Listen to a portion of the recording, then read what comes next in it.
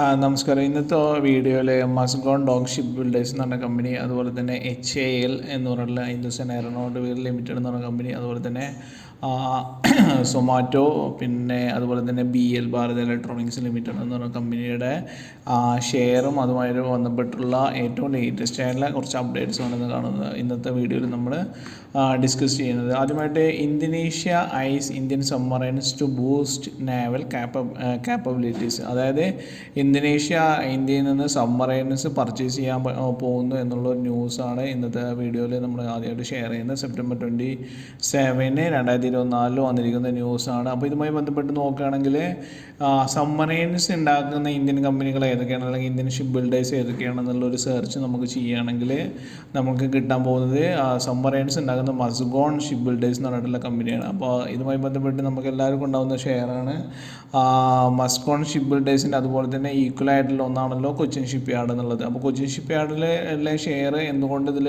Rice ആവാൻ സാധ്യതയില്ല എന്ന് ചോദിച്ചാൽ ഇതിൻ്റെ രണ്ടിൻ്റെയും തമ്മിലൊരു സ്റ്റോക്ക് ഡീറ്റെയിൽസ് നമുക്ക് ഡിസ്കസ് ചെയ്യേണ്ടിയിരിക്കുന്നുണ്ട്. അപ്പോൾ മസ്ഗോൺ ഷിപ്പ് ബിൽഡേഴ്സും അതുപോലെ തന്നെ കൊച്ചിൻ ഷിപ്പ് യാർഡും തമ്മിൽ മെയിനായിട്ടുള്ള ഡിഫറൻസ് എന്ന് പറഞ്ഞാൽ അവരുടെ മാർക്കറ്റ് ക്യാപ്പാണ്. മസ്ഗോൺ ഡോഗ് ഷിപ്പ് ബിൽഡേഴ്സ് 84,000 ഉണ്ടാവുന്ന ഒരു മാർക്കറ്റ് ക്യാപ്പും കൊച്ചിൻ ഷിപ്പ് ബിൽഡേഴ്സ് അറൗണ്ട് 45,000 ആണ് അതിൻ്റെ ഒരു മാർക്കറ്റ് ക്യാപ്പ്. അപ്പോൾ മസ്ഗോൺ ഷിപ്പ് ബിൽഡേഴ്സിൻ്റെ മെയിൻ പ്രോഡക്റ്റായിട്ട് നോക്കുകയാണെങ്കിൽ it has constructed 801 vessels since 1960 including വാർഷിപ്പും submarines, cargo, passenger ships and offshore platforms. ഇതൊക്കെയാണ് മസ്ഗോൺ. അതായത് സബ്മറൈൻസ് ഉണ്ടാക്കുന്ന കമ്പനിയാണ് മസ്ഗോൺ ഷിപ്പ് ബിൽഡേഴ്സ് എന്ന് പറയാൻ പറ്റും. പക്ഷേ കൊച്ചിൻ ഷിപ്പ് യാർഡ് നോക്കുകയാണെങ്കിൽ it has exported 45 ships to various clients outside India.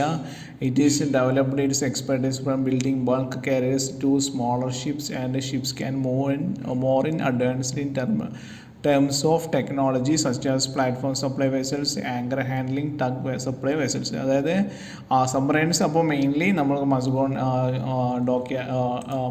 Dog ship ബിൽഡേഴ്സിലാണ് ഉണ്ടാക്കുന്നത് കാണാൻ പറ്റും. അതുകൊണ്ട് തന്നെ ഇനിയൊരു ഫ്യൂച്ചറിലോട്ട് മസ്ഗോൺ ഡോഗ് ഷിപ്പ് ബിൽഡേഴ്സിൻ്റെ ഷെയർ കുതിക്കാനുള്ളൊരു ചാൻസ് ഉണ്ടെന്ന് കാണാൻ പറ്റുന്നതാണ്. ഇത്തരം കാര്യങ്ങളാണ് ഇതുമായി ബന്ധപ്പെട്ട്. ഇതിപ്പോൾ ലാസ്റ്റ് ഡേയ്സ് നോക്കുകയാണെങ്കിൽ 486 ഏകദേശം 1.16% ഷെയർ ഡൗൺ ആണ് മസ്ഗോണിന് കാണാൻ പറ്റുന്നതാണ്. പക്ഷേ ഒരു ലോങ് ടൈമിലോട്ട് ഈ ഒരു സ്റ്റോക്ക് നമ്മൾക്ക് ഉപകാരപ്പെടും എന്നുള്ളതാണ് കാണുന്നത്. അടുത്തമായി ബന്ധപ്പെട്ട് നമുക്ക് പറയുകയാണെങ്കിൽ സൊമാറ്റോയുടെ ഷെയറാണ്.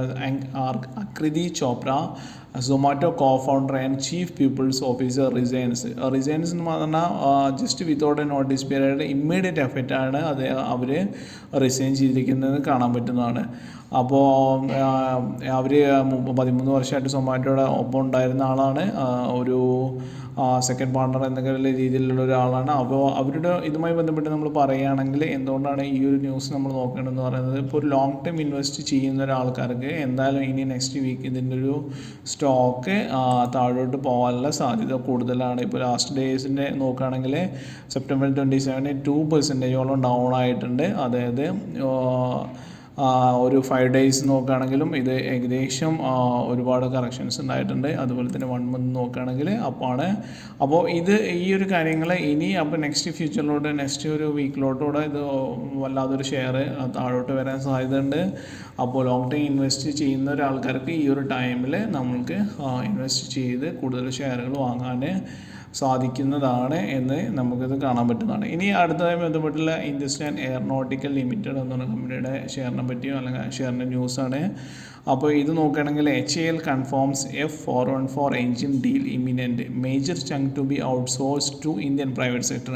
അതായത് ഇവർക്ക് ഒരു US കമ്പനിയുമായി ബന്ധപ്പെട്ടുള്ള ഒരു ഡീൽ ഉണ്ടാവുകയാണ്. അപ്പോൾ ആ ഒരു ഡീലുമായി ബന്ധപ്പെട്ടുള്ള ഒരു മേജർ പോർഷൻസ് അവർ ഔട്ട്സോഴ്സ് ചെയ്യണം. അപ്പോൾ ഔട്ട്സോഴ്സ് ചെയ്യാന്ന് പറഞ്ഞാൽ ഇന്ത്യൻ പ്രൈവറ്റ് സെക്ടറിലെ അല്ലെങ്കിൽ ഇന്ത്യൻ ഡിഫൻസിൻ്റെ പ്രൈവറ്റ് സെക്ടറിലെ കമ്പനികൾക്ക് കൊടുക്കുന്നതാണ്. Doctor K. Sunil, the chairman and managing director of Hindustan Aeronautical Limited, has confirmed that the deal for the F414 engine with the US GE Aerospace is on track to be concluded by end of this year. The F414 engine is set to power the Tejas Mk2 program, a significant upgrade to India's indigenous light combat aircraft. While the HA manufacture the F414 engine, At its upcoming Bangalore facility, the company plans to outsource 40 to 50% of the program to Indian private sector companies.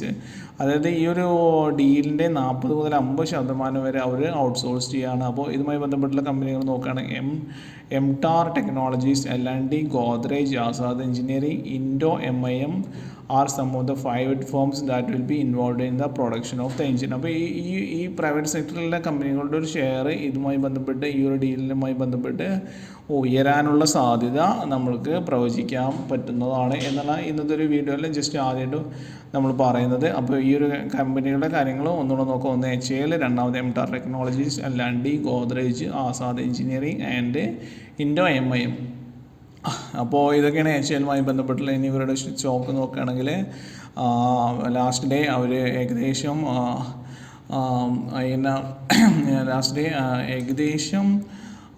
Stock price 2.42% അപ്പായിട്ടുണ്ട്. 5 days നോക്കുകയാണെങ്കിൽ അല്ലെങ്കിൽ ഒരു 6 month നോക്കുകയാണെങ്കിൽ after budget share price ഒരുപാട് കുറഞ്ഞതായിട്ട് നമുക്ക് കാണാൻ പറ്റുന്നതാണ്. Defence സ്റ്റോക്കിന് എല്ലാ സ്റ്റോക്കും ബഡ്ജറ്റിൽ ഒരുപാട് എക്സ്പെക്റ്റ് ചെയ്തിരുന്നു. ബഡ്ജറ്റിൽ അലോക്കേഷൻസ് കുറഞ്ഞു. ഈ കാരണങ്ങൾ കൊണ്ട് തന്നെ ഇപ്പോൾ ഇതിൻ്റെ ഒരു നോക്കുകയാണെങ്കിൽ ഏകദേശം 5500 ഉണ്ടായിരുന്ന രൂപ ഇപ്പോൾ 4475 താഴോട്ട് വന്നിരിക്കുന്നു എന്ന് കാണാൻ പറ്റും. അപ്പോൾ ഈ ഒരു ഡീലുമായി ബന്ധപ്പെട്ട് ഇനി ഗ്രാജുവലായിട്ട് ഈ എയറോനോട്ടിക്കൽ അല്ലെങ്കിൽ ഡിഫൻസ് സ്റ്റോക്കുകൾ കൂടാനുള്ള സാധ്യതയാണ്. ഇനി അടുത്തതായി ബന്ധപ്പെട്ട് നമുക്ക് പറയുകയാണെങ്കിൽ ഭാരത് ഇലക്ട്രോണിക്സ് ലിമിറ്റഡ് ആണ്. ഭാരത് ഇലക്ട്രോണിക് ലിമിറ്റഡിൻ്റെ ലാസ്റ്റ് ദിവസത്തെ സ്റ്റോക്ക് 1.50% കൂടിയിട്ടുണ്ടായിരുന്നു.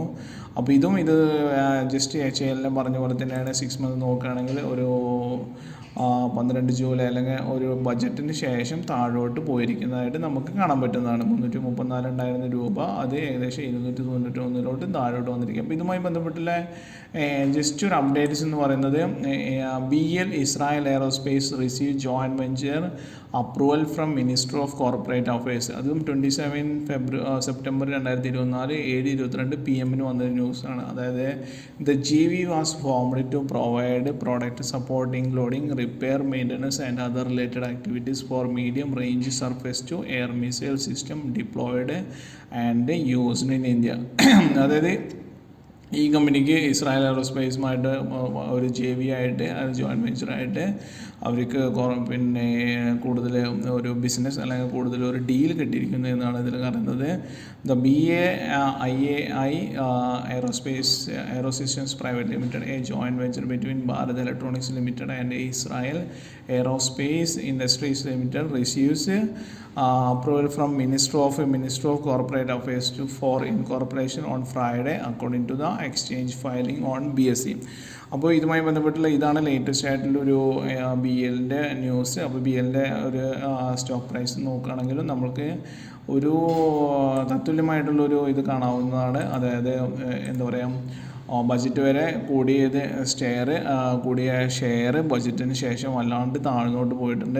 ബഡ്ജറ്റിന് മുമ്പായിട്ട് 334 രൂപ ഉണ്ടായിരുന്നത് കറക്ഷൻ വന്നിട്ട് ഏകദേശം 290-291 രൂപയിലോട്ട് വന്നിട്ടുണ്ട്. അപ്പോൾ ഇനി ഇതിനോട്ടൊരു മൂവ്മെൻറ്റും ഒരു അബോർഡ് മൂവ്മെൻറ്റും നമ്മൾക്ക് പ്രതീക്ഷിക്കാവുന്നതാണ്.